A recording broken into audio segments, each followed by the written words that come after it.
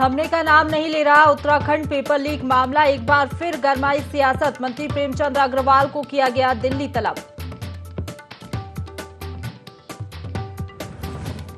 Paper leak मामले में BJP प्रवक्ता का बयान। कहा, प्रदेश में किसी कीमत पर नहीं किया जाएगा भ्रष्टाचार बर्दाश्त। पार्टी का नेता हो या कार्यकर्ता, सब पर होगी कार्रवाई।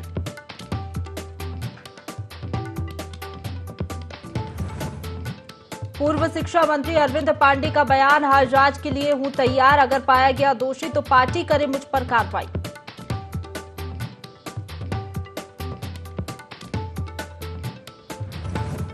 लालकुआं में क्षेत्रीय विधायक ने निर्माणाधीन अस्पताल का किया निरीक्षण। कार्यदायी संस्था को निर्माण के लिए दिए सख्त निर्देश। कहा, समय से पूरे किए जाए सभी निर्माण कार्य।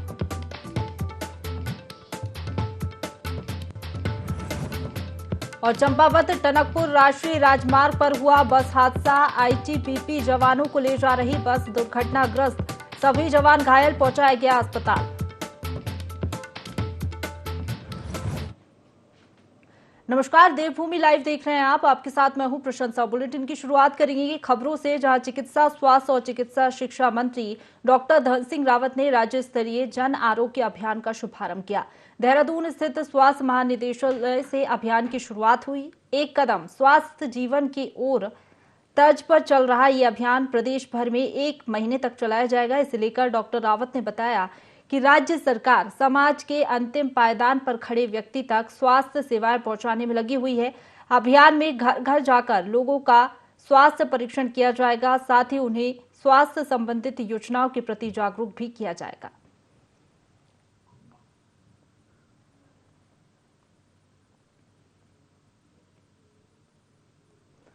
अगली खबर की ओर बढ़ेंगे, जहां ऋषिकेश में त्रिवेणी घाट पर 2 दिवसीय घाट पर हाट कार्यक्रम का आयोजन किया गया। कार्यक्रम में पहाड़ी खाद्य पदार्थों और संस्कृति से जुड़ी वस्तुओं का स्टॉल लगाया गया। वहीं कार्यक्रम में मौजूद लोग पहाड़ी उत्पादों की ओर आकर्षित दिखे। इस दौरान स्कूली छात्र छात्राओं को स्वच्छता को लेकर शपथ भी दिलाई गई। स्वयं सहायता समूह की संचालिका किरण नेगी ने कहा कि लोग पहाड़ी वस्तुओं और खाद्य पदार्थों को जोर शोर से अपना रहे हैं। सरकार को भी पहाड़ी उत्पादों की ब्रांडिंग पर ध्यान देना चाहिए।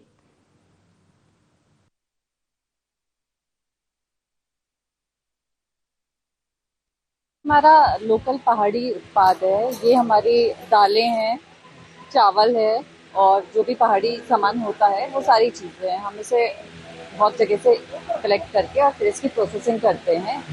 और ये जो सारा सामान है हम एनजीओ और जो औरतें हैं यहाँ की लोकल, उनसे बनवाते हैं और फिर अपना स्टोर में हम लोग ये रखते हैं। पहाड़ी चीज़ों के लिए लोग काफ़ी जागरूक हैं आजकल और हैंडीक्राफ्ट को भी लोग बहुत पसंद करते हैं। लोगों को पता है इसके पीछे कितना हार्ड वर्क है लेडीज़ का, तो काफ़ी अच्छा रिस्पॉन्स है। जिला परियोजना प्रबंधन इकाई सुजल परियोजना उत्तराखंड ग्रामीण पेयजल एवं स्वच्छता परियोजना के अंतर्गत जो है नमामि गंगे कार्यक्रम आज़ादी के अमृत महोत्सव 2022 घाट पर हाट कार्यक्रम का आयोजन यहाँ पर किया जा रहा है। इस कार्यक्रम के तहत जो है हम सभी लोगों ने यहाँ पर जो स्वयं सहायता समूह हैं जो राष्ट्रीय आजीविका मिशन के अंतर्गत कार्य कर रहे हैं, इनके उत्पादों के स्टॉल्स यहाँ पर लगाए गए हैं, जिसको कि हम लोगों ने यहाँ पर देखा भी। बहुत अच्छे प्रोडक्ट्स हैं, लोकल प्रोडक्ट्स हैं, यहाँ के स्वयं सहायता समूह द्वारा तैयार किए जा रहे हैं और बहुत अच्छा कार्यक्रम यहाँ पर किया गया है। आगे बढ़ेंगे। मसूरी में समस्याओं को लेकर पुलिस ने व्यापारियों के साथ बैठक की, जिसमें कोतवाल दिगपाल सिंह कोहली ने शहर की समस्याओं को लेकर चर्चा की। साथ ही उन्होंने समस्या के निराकरण का आश्वासन दिया। वहीं उन्होंने कहा कि युवाओं को नशे से बचाने के लिए पुलिस लगातार नशे के खिलाफ अभियान चला रही है।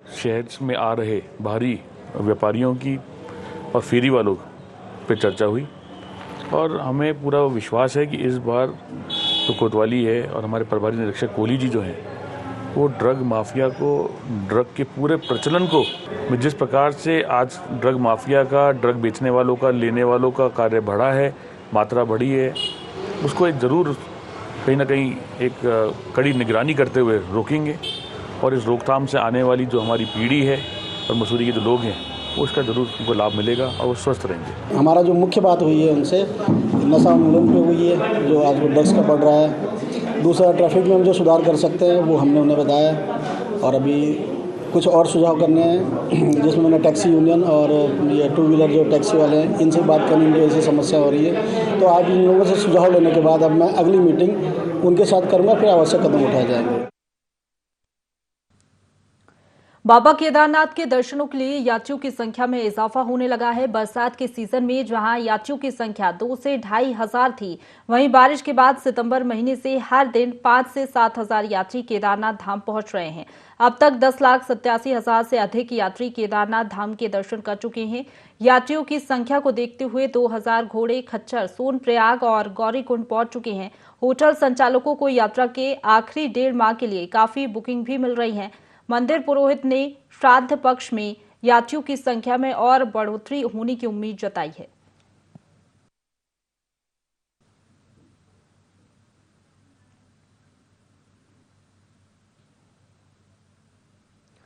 अगली खबर की ओर बढ़ेंगे, जहां कालाढूंगी में सिंगल यूज प्लास्टिक के खिलाफ अभियान चलाया जा रहा है। इसी के तहत विकासखंड कोटाबाग के 56 ग्राम सभाओं में भी इस मुहिम ने तेजी पकड़ ली है, जिसको लेकर समय समय पर महिला स्वयं सहायता समूह के सदस्य लोगों को जागरूक कर रहे हैं।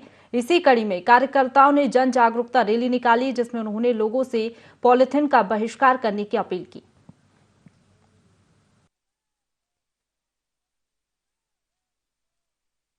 कोटाबाग में 56 ग्राम पंचायतें हैं और उन 56 ही ग्राम पंचायतों में हम सिंगल यूज जो प्लास्टिक है उसको हटाने के लिए प्रयास भी कर रहे हैं, रैली भी निकाल रहे हैं सभी ग्राम पंचायतों में, और हम खुद कूड़े को उठा करके उसको अन्यत्र शिफ्ट कर रहे हैं। और कल हमने यहाँ कोटाबाग में एक बृहद रैली निकाली थी, जिसमें हमारे स्वयं सहायता समूह थे और व्यापार मंडल के अध्यक्ष थे, व्यापार मंडल के सदस्य थे और पूरा विकासखंड कार्यालय उस पर लगा हुआ था।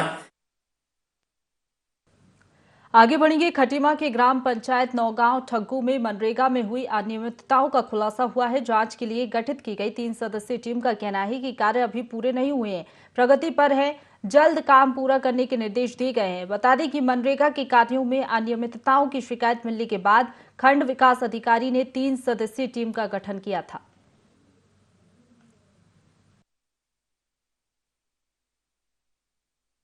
मैं आज वीडियो साहब द्वारा जो समिति में 3 लोगों की कमेटी बनाई गई, वो तीनों लोग वहाँ पर गए। मैं भी उस टीम में सम्मिलित था।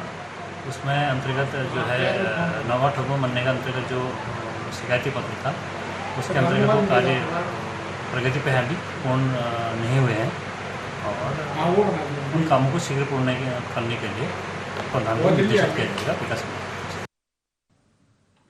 आगे बढ़ेंगे, लालकुआं में विधायक डॉक्टर मोहन सिंह विष्ट ने निर्माणाधीन 30 बेड के अस्पताल का निरीक्षण किया। इस दौरान उन्होंने तमाम दिशा निर्देश भी दिए। उन्होंने कहा कि जो निर्माण कार्य हो रहा है उसमें तेजी लाई जाए और समय पर काम पूरा किया जाए। 22 सितंबर की तारीख दी गई है और कहा गया है कि जो निर्माण कार्य चल रहे हैं उनमें तेजी लाई जाए।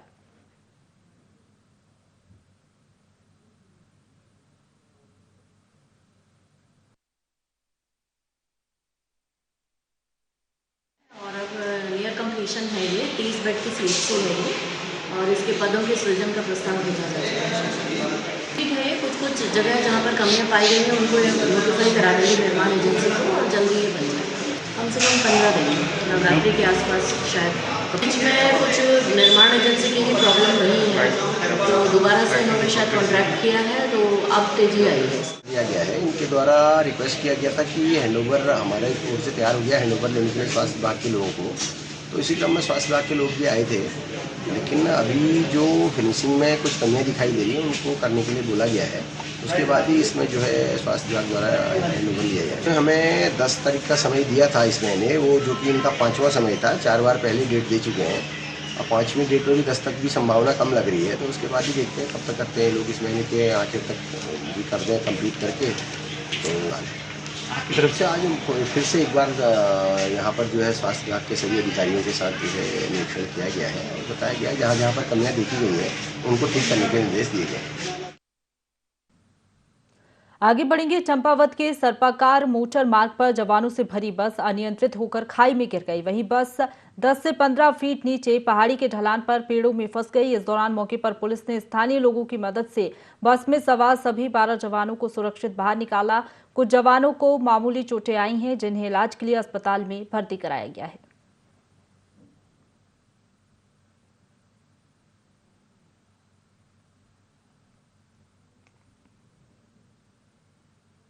हल्द्वानी में टैक्सी यूनियन का गठन हुआ, जिसके शपथ ग्रहण समारोह में विधायक सुमित हृदयेश भी शामिल हुए। यूनियन अध्यक्ष ने बताया कि टैक्सी यूनियन को काफी दिक्कतों का सामना करना पड़ रहा है। बाहरी लोगों के आने से जिले में टैक्सी चालकों को भारी नुकसान हो रहा है। अब इन समस्याओं के लिए एकजुटता से काम किया जाएगा। उन्होंने सरकार और परिवहन विभाग पर भी उत्पीड़न के आरोप लगाए हैं। यूनियन अब विधानसभा तक चालकों की परेशानी का मुद्दा उठाएगा।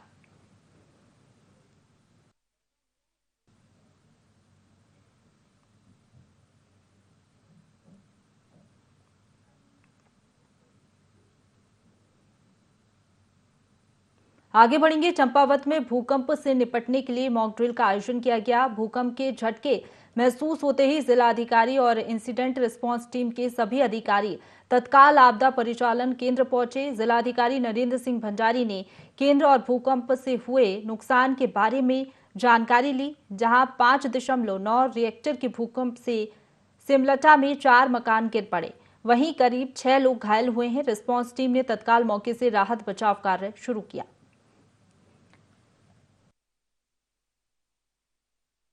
मॉक ड्रिल कर रहे हैं जनपद चंपावत में, तो उसमें हमने अर्थक्वेक सिमुलेशन एक्सरसाइज रखी है। तो ग्राम सिमल्टा में 10:45 पे मॉक ड्रिल के अनुसार भूकंप के झटके महसूस हुए हैं और इस मॉक ड्रिल में हम वहाँ पे रिस्पॉन्ड करेंगे। अभी हम DEOC में पूरी टीम हमारी एकत्रित हो चुकी है और यहाँ से हम रिस्पॉन्स मैनेज कर रहे हैं और स्टेजिंग एरिया में SDM साहब हैं, तो वो वहाँ से रिस्पॉन्स मैनेज करेंगे और ये मॉक ड्रिल का सिमुलेशन आज जारी रहेगा।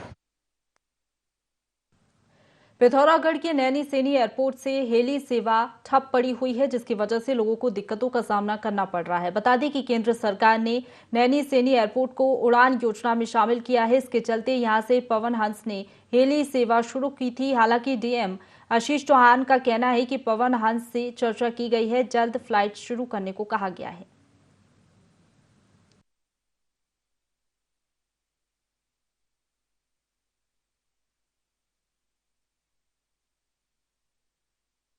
इस संबंध में हेड ऑफ द ऑपरेशन योकाडा से बातचीत करने पे ये इन्फॉर्मेशन दी गई है कि वेदर कंडीशन ख़राब होने के कारण हल्द्वानी से ऊपर की फ़्लाइट्स नहीं हो पा रही।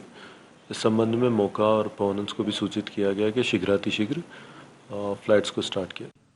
देहरादून के मुख्य वन संरक्षक विनोद कुमार सिंघल ने रामनगर, कालाढूंगी और हल्द्वानी के रिसर्च सेंटर का निरीक्षण किया। वहीं हल्द्वानी में लगे पौधे और औषधियों को भी देखा।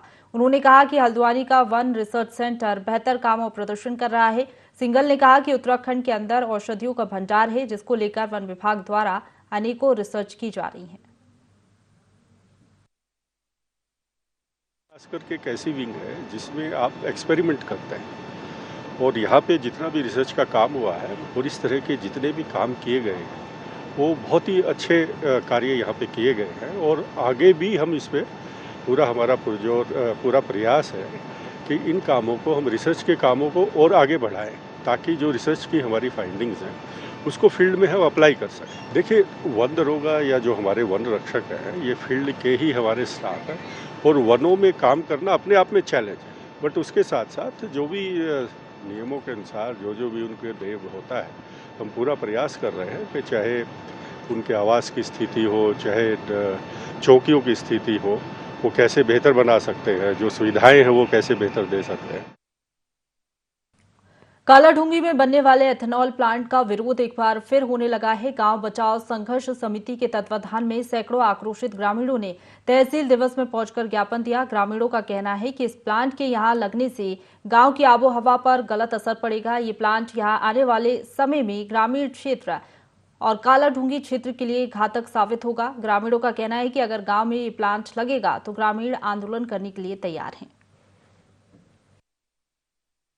ग्रामवासी जो हमारे ग्राम सूरपुर में एथेनॉल का प्लांट बन रहा है उसके विरोध में हमारी लड़ाई हर जगह है। हमने तहसील में आज हमने पहले भी ज्ञापन दिया, आज फिर तहसील दिवस के मौके पे हम सभी ग्रामीण एकत्रित हुए हैं। हमने विधायक जी को, जिलाधिकारी को, मुख्यमंत्री को, यहाँ तक कि कोर्ट में भी हम जा चुके हैं। लेकिन ऐसा लगता है कि कहीं ना कहीं प्रशासन जो है ये माँ सीता देवी वेंचर्स जो ये एथेनॉल प्लांट लगाने को उतारू है हम लोगों के सर पे, उसका साथ दे रही है। और जहाँ तक हमारी जानकारी है, जो हमने जानकारियाँ मांगी हैं, ये सारी की सारी नियमों के विरुद्ध है, गाँव के बीच में है। देखिए हम जहाँ तक जा सकते हैं, आप ये मान के चलिए अगर ये फैक्ट्री अंत में लगेगी तो हमारी लाश के ऊपर से बन के लगेगी। रतनपुर में जो केमिकल फैक्ट्री बनने वाली है, एथेनॉल फैक्ट्री, उसका हमारे क्षेत्रवासियों पे कितना भारी प्रभाव पड़ने वाला है। वहाँ आसपास सभी क्षेत्रवासी रहते हैं, कोई बंजर भूमि नहीं है और इसको किसने स्वीकृत किया, हमें ये जानना है कि इसको स्वीकार किसने किया है कि यहाँ पे ये फैक्ट्री बननी चाहिए। कितनी जानलेवा है और वहाँ पे इतने सारे वो रहते हैं, लोग रहते हैं आसपास के क्षेत्र में, सभी बच्चे हैं। कल को इसका कितना भारी दुष्प्रभाव पड़ सकता है, सब जगह पड़ सकता है। हमारी एक की वो नहीं है, ये सभी क्षेत्रवासियों के लिए मैं बोलना चाहूँगी कि इसको बंद किया जाए, इसको नहीं बनना चाहिए यहाँ पे। हल्द्वानी में गणेश महोत्सव की मूर्तियों के विसर्जन का सिलसिला शुरू हो गया है। पूजा अर्चना कर हवन का आयोजन हुआ। विभिन्न संगठनों ने शोभा यात्रा निकाली। भक्त भी नाचते गाते रानीबाग पहुंचे और मूर्ति विसर्जित की। वहीं पंजाबी और महाराष्ट्र बैंड की धुन लोगों के लिए आकर्षण का केंद्र रही।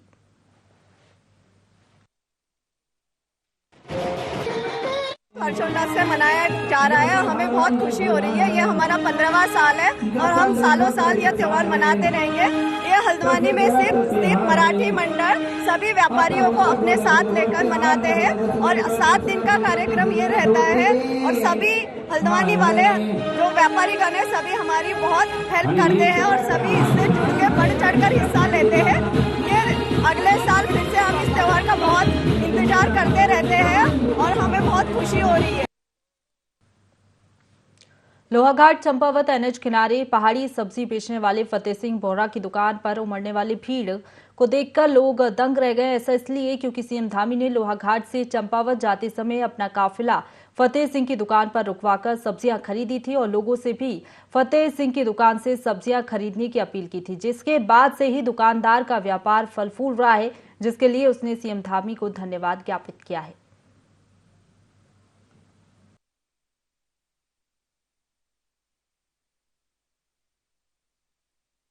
मेरे को ये शब्द बोले कि मतलब आपने बहुत अच्छा किया है, मेरी पीठ थपथपा के गए दिन से मेरी सब्जी की दुकान में और ज्यादा रौनक आ गई है। सीएम साहब के कदम क्या पड़े, मैं उनका बहुत आभार व्यक्त करता हूँ। हमारी दुकान में आए और उस दिन से मेरी दुकान में जो और चांद लग गई है, बहुत ज्यादा भीड़ हो रही है और सस्ता माल भी मिल रहा है, फ्रेश भी मिल रहा है। लोगों की बहुत ज्यादा से ज्यादा भीड़ हो रही है, बहुत बहुत धन्यवाद देता हूँ उनको। यूके SSSC पेपर लीक मामले में उत्तराखंड के पूर्व शिक्षा मंत्री अरविंद पांडे का बयान सामने आया है। उन्होंने कहा कि प्रदेश में पेपर लीक मामले पर सरकार कार्रवाई कर रही है, जो भी दोषी हैं उन्हें बख्शा नहीं जाना चाहिए। उन्होंने अपने ऊपर लगे इल्जाम को लेकर कहा कि अगर सरकार जांच करवाती है और मैं किसी जांच में दोषी पाया जाता हूं तो सरकार मुझ पर कार्रवाई कर सकती है। साथ ही पार्टी मुझ पर जो भी कार्रवाई करेगी मैं उसके लिए तैयार हूं। मैं हर जांच में पूरा सहयोग करूंगा।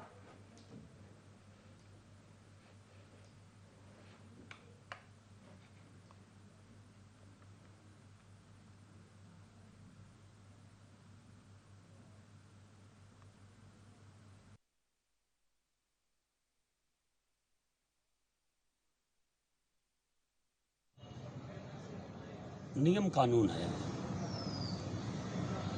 किसी भी नियम कानून को दरकिनार करके किसी की नियुक्ति की गई है।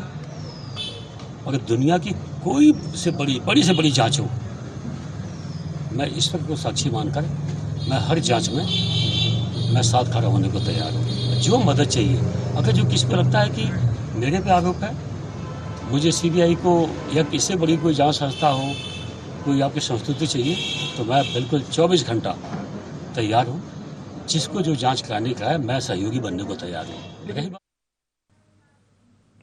लक्सर विकासखंड कार्यालय में नामांकन के दूसरे दिन जमकर भीड़ देखी गई। सुबह 10 बजे से प्रधान पद और बीडीसी पद के उम्मीदवारों का हुजूम लगा रहा। पुलिस व्यवस्था को बनाए रखने के लिए काफी मशक्कत करनी पड़ी।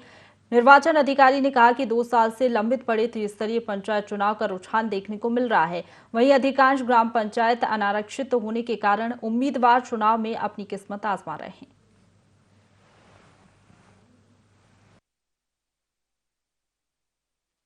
आयोग की अधिसूचना के क्रम में विकासखंड लक्सर में कल से नॉमिनेशन की प्रक्रिया स्टार्ट होगी है सभी पदों के सदस्य ग्राम पंचायत, ग्राम प्रधान और सदस्य क्षेत्र पंचायत के लिए। राज्य निर्वाचन आयुक्त तथा जिलाधिकारी महोदय के निर्देशानुसार विकासखंड लक्सर में इसकी व्यापक व्यवस्थाएं की गई है।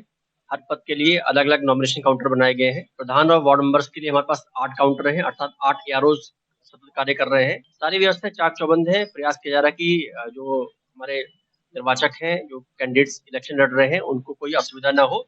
इसके अलावा पुलिस बल और जो है राजस्व का भी जो है पर्याप्त सहयोग मिल रहा है। पंचायत निर्वाचन में दिनांक 6/9 से नामांकन पत्र जारी करने का कार्यक्रम शुरू हुआ था कल से। तो कल इसमें जो है क्षेत्र पंचायत सदस्य के 40 के सापेक्ष हमारे 48 प्राप्त हुए हैं। प्रधान पद के 51 के सापेक्ष 88 नामांकन पत्र जमा हुए हैं और सदस्य ग्राम पंचायत के 587 के सापेक्ष 38 जमा हुए हैं। जसपुर में किसान यूनियन के पदाधिकारियों और स्थानीय रहवासियों ने टोल प्लाजा कर्मचारियों के खिलाफ NH 74 पर धरना दिया। बता दें कि बीते 2 दिन पूर्व चिराग चौहान नाम के व्यक्ति के साथ टोल प्लाजा कर्मचारियों ने मारपीट की थी। पीड़ित के पिता का आरोप है कि टोल प्लाजा कर्मचारी और मैनेजर गुंडागर्दी कर रहे हैं। जब तक उनके खिलाफ कार्रवाई नहीं की जाएगी, धरना जारी रहेगा।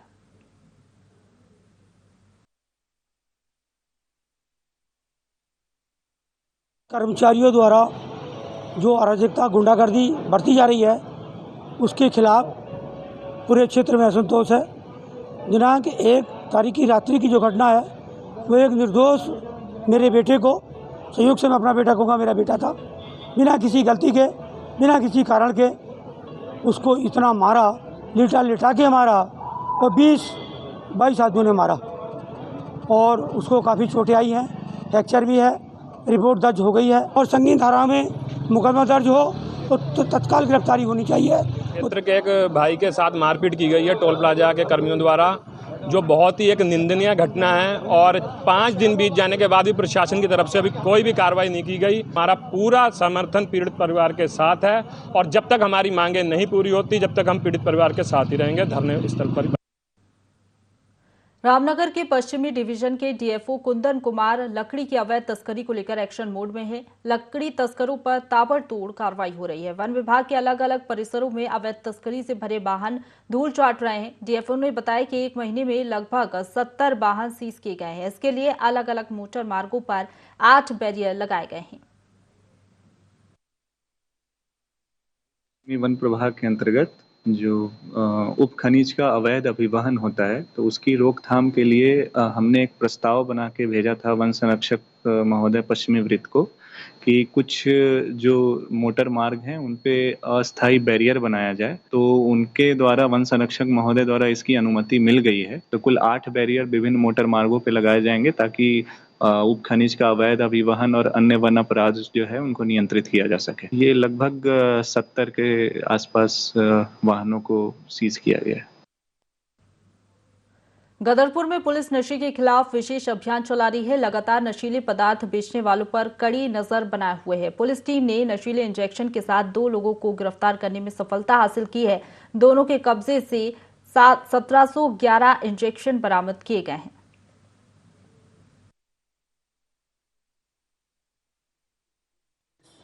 उद्देश सिंह हैं, यहीं के रहने वाले, गदरपुर के रहने वाले। तो इनसे कुछ नशीले इंजेक्शन बरामद हुए और NDPS एक्ट के अंतर्गत उस पर अभियुक्त पंजीकृत किया गया। उनके पूछताछ में उनके द्वारा बताया गया कि जो ये नशे के इंजेक्शन जहां से लाए हैं वो कोई विजय कुमार नाम के व्यक्ति हैं जो थाना गदरपुर क्षेत्र में ही निवास करते हैं, वार्ड नंबर 3 में, और उनके घर में ये सामान है करके। तो इसमें 29 NDPS एक्ट के तहत मुकदमा करते हुए, कार्रवाई करते हुए आगे उनके घर में जो है छानबीन की गई। तो उनकी बरामदगी उनसे 1675 इंजेक्शन हैं जो कि एबिल, डाइजेपाम, बुप्रीनॉर्फिन के हैं अलग अलग मात्रा में। जो बुप्रीनॉर्फिन 200, डाइजेपाम 125 और एबिल के लगभग 1350 इंजेक्शन हैं जिनको रखना जो लाइसेंस के बिना जो इनको रख नहीं सकते हैं, स्टोर नहीं कर सकते हैं। और ये लगातार यहाँ युवाओं को ये इंजेक्शन बेचते हैं जिससे कि हमारी जो है नशे के प्रति जो है युवा जो है इसमें काफ़ी इन्वॉल्व हो रहे हैं और उनका फ्यूचर इसमें ख़राब हो रहा है। और लगातार इस पर हमारी जो निगरानी भी है, नज़र भी थी। तो इसी में उपदेश सिंह को फिर अरेस्ट के बाद फिर उनकी निशानदेही पर विजय सिंह से ये इतना माल जो है रात को बरामद इसी के साथ बुलेटिन में फिलहाल इतना ही। खबरों का सिलसिला लगातार जारी है, आप बने रहिए हमारे साथ।